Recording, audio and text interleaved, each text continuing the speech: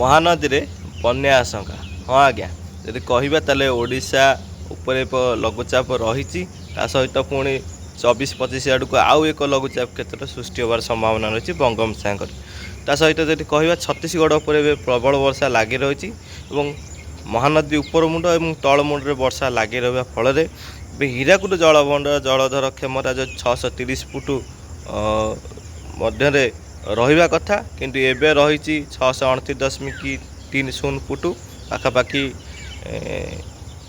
full होगा बसला हीराकुद जलधारण क्षमता जी परिमाण जल छत्तीसगढ़ रु आसो से परिमाण जल हीराकुद